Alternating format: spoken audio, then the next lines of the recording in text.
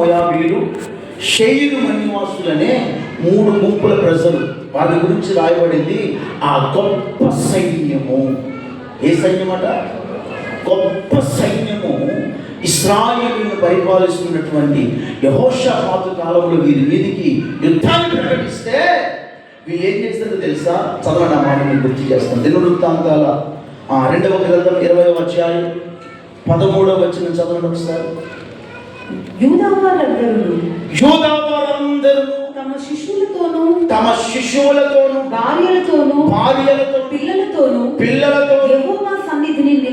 యెహోవా సన్నిధిని నిలవబడ్డారు. గట్టిగా చప్పట్లు కొట్టి ప్రభుని కనపరచండి. ఎవరెవరితో చెప్పండి, ఎవరెవరిదాకా? తమ శిశువులతోనూ. శిశువు అంటే చిన్నపిల్లలు, చంటి పిల్లలు ఉంటారు వాళ్ళు. శిశువులతోనూ భార్యలతోనూ పిల్లలతోనూ.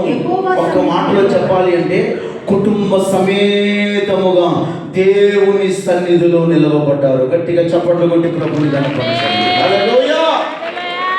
ఇశ్రాయేలీయులందరూ దేవుని సన్నిధిలో కుటుంబ సమేతంగా నిలవబడితే దేవుని యొద్ద నుండి ఒక వాక్కు విడుదలైంది. యెహోషాపాతు రాజా, వారిని చూసి భయపడవద్దు, దిగులు పడవద్దు, రేపు మీరు మౌనముగా ఉండండి, నేనే మీ పక్షాన యుద్ధం చేస్తానన్నాడు. గట్టిగా చప్పట్లు కొట్టి ప్రభుని కనపరచండి. అద్భుతం తెలుసా? దేవుడు చెప్పినట్లుగా ఆ సన్నద్ధులయ్య యుద్ధ భూమిలో వీళ్ళు పాడటానికి, స్తుతించడానికి మొదలు పెట్టారట. దేవునికి స్తోత్రం. యుద్ధానికి వెళ్ళే వాళ్ళు కత్తులు కటారులు తీసుకుని వెళ్ళాలి, కానీ వీళ్ళేం చేశారు? స్తుతి ఆరాధన జరిగిస్తూ ఉన్నారు. ఆ యుద్ధ భూమిలో స్తుతించి పాడుతూ ఉన్నారు. హల్లెలూయా. ఒక్క మాటలో చెప్పాలి అంటే వీరి చేతికి మట్టంటకుండా ఇశ్రాయేలీయుల ప్రజలకు గొప్ప జయాన్ని దేవుడు అనుగ్రహించాడు. ఆమె చెప్పు గట్టిగాను. హల్లెలూయా. నా ప్రియమైన దేవుని బిడ్డలారా, అటువంటి గొప్ప జయం, గొప్ప సైన్యం ఎదుట వీరు పొందుకోవడానికి గల కారణం ఏంటి చెప్పండి? కుటుంబ సమేతముగా కళ్ళములో నిలవబడ్డారు. కొట్టుగట్టిగా చప్పట్లో. కుటుంబ ప్రార్థన చాలా ప్రాముఖ్యమైనదండి. మాకు టైం ఉండదండి, అస్సలు ఖాళీగా ఉండదండి.